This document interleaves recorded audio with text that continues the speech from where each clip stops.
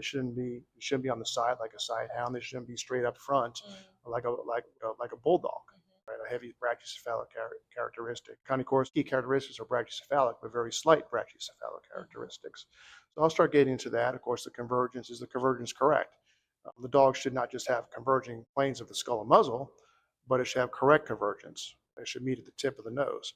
So it shouldn't be over convergent, like a bulldog or a boxer is extremely convergent. And it certainly shouldn't ever be parallel.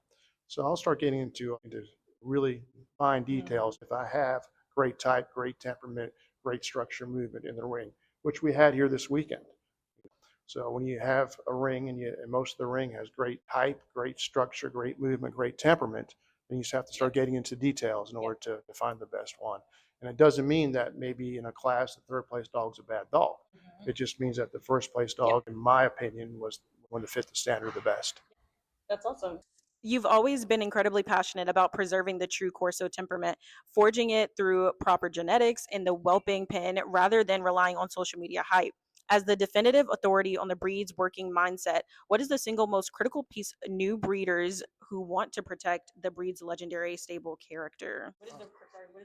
Don't trust all the social media shit. It's terrible. Social media is a horrible thing. People out there soliciting, puppy milling, TikTok, internet, Facebook, all those different things. It's just bullshit hype that they use to sell their dogs. I got people out there charging twice what I charge for a dog. They're not breeding any quality, but they're TikTok famous or Snapchat famous or Facebook famous with zero to no credibility, zero to no accolades, things that they've never done. There was a big thing on your uncle's podcast about the goat. They're talking about who the goat is of the breed, and there's people out there that think that they qualify to be called goat, that they've done absolutely nothing. Been involved in the breed 2 years, 5 years, and they're talking about goat. A goat is like Michael Jordan, like LeBron James, that does done things and has extreme long history and record. And there's not many people out there. So it's a funny thing to watch. It just, my warning is stay away from the TikTok shit. They're not famous. These people with the Facebook putting up different videos of shit like they're doing something with their dogs. They're not doing nothing. They're doing this for clicks. Clicks doesn't mean shit. 6,000 or 20 million or 500,000 members or followers means absolutely nothing. Actually, those are the worst people to mess around with because they don't know anything about the breed type, and they don't do anything but puppy milling. You agree with that? Absolutely. I think, Tony, we can easily say that if me and you look back, say 20 years ago, we could probably count the breeders that are still breeding on less than 10, right? We could name a lot of names less than 10 right now, right? Exactly right. They come and go. They come and go. We call them 5-year famous. They're involved 5 years and they're famous for 5 years and they disappear. They are replacements out of half the country and they don't stand behind anything. 5 years. The normal has been people get involved, think they're going to be the best in the world, promote themselves as the best in the world. 2-year run, 5-year run. If they make it 7 or 8, that's an extreme distance, but see it all the time. And when he's saying we could count 10 or maybe 10, 12 breeders that have been around for a long time, at the most, it's at the most. You can count 1,000 of them that are TikTok famous. They're all, I did this, I did that, or a breeder winning one thing in a show ring and they've done everything in the world, not because they won one thing. In the AKC, I love AKC. We show all the time when I promote it. There's some politics in the ring. He's a judge, and sometimes people like when I say that, but I'm an honest guy. That's what people like about me is I'm honest, and I'll call it like it is. I'll see shows where with AKC judges, dogs win. It shouldn't be in the show ring. But the handler is a famous handler. The handler's known. We're spending $1,000 a month to be in these books that go out to all these AKC judges every day. I don't even try to participate with that. I go show my dogs, get my championships, and I get the hell out of the way. But when you've got a famous judge coming over, like the guy he normally brings all incredible judges from overseas. Even in America, the judges he brings, they're either an expert or you don't step in the ring. So those are the shows that I go to. That's where I want to be. That's the Super Bowl. That's the real Westminster National show. To me, that's the real deal. And if those shows bring judges like that, instead of having 15 dogs or 12 dogs, they'll have 50 or 80 or 100 dogs at shows like that. So to me, that's what you want to be at. Shows like that.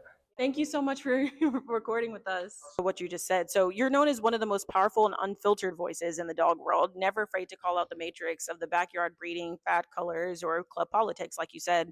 Why is it so vital for someone at the absolute top of the global stage, like yourself, to set up and keep standards authentic when so many others are just following trends? And that's exactly what it is. That's what he's talking about. It's a trend. So these people make it, it's a trend. You can't breed one type of dog or one dog you got lucky with and did something, and now that's the best there is. Trending works in clothes. Trending is for clothes, jewelry. Trending isn't for dogs. They're either badass or they're not. They're either consistent or they're not. There's breed type, and we have to follow breed type. We can't just go trendy because they got colors out there now. They got Merle dogs. They're not Corsos. They got these white Corsos. Oh, wow. Straw. It's not a Corso. Straw was a part of the standard. Never a part of standard, but it was part of the cross contamination in Italy a long time ago. So that's why it's there. But it's not a Corso. It's not in any standard. And there's people out there trending, charging $5,000 and $10,000. They're just taking advantage of people. They're suckering innocent people into buying that shit. It's a good game that they have on the internet marketing, TikTok marketing, but the people are no good. And they know what they're doing. The people that study know what they're doing. I get calls all the time. People call me and they bought a dog. It was a Moro or a Straw, $10,000. And I'm like, it's not a Corso. And I'm like, wow. Well, this website looked like a website. Well, where's your website? I don't have one. I don't need one. Quality dogs are out there in all breeds. This happens in all breeds, not just our breed. So the trending stuff is just, it's not what it's about. Follow the breeders who have done something, real work, real accolades, and depth of accolades, depth of being around. That's just really what it is. Cane Corso has exploded in popularity worldwide, and the huge part of that is because of people see the majestic, powerful guard dogs you've spent a lifetime perfecting. For the general public watching this footage today who look up to your program, what is the ultimate truth they need to understand about the reality and responsibility of owning a true elite tier Cane Corso? It's a lot of work. It's a lot of work to breed that quality. It's not just get two dogs and put them together. You got to do a lot of studying on the breed, on the temp, on genetics, on structure. It's a lot of things all in one.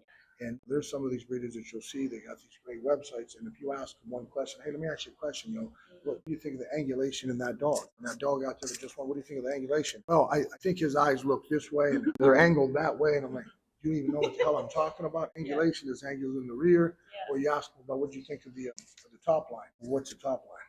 The top line is the top line of the dog. You don't know what top line means? They don't even understand structure. They never read the standard. There's still people out there right now that are breeding these dogs and mass producing them that have never sat down and read the standard. I tell people, get the standard, put a copy of it in your restrooms, put it in your bed, put it in your car if you're stuck with someone. Read it.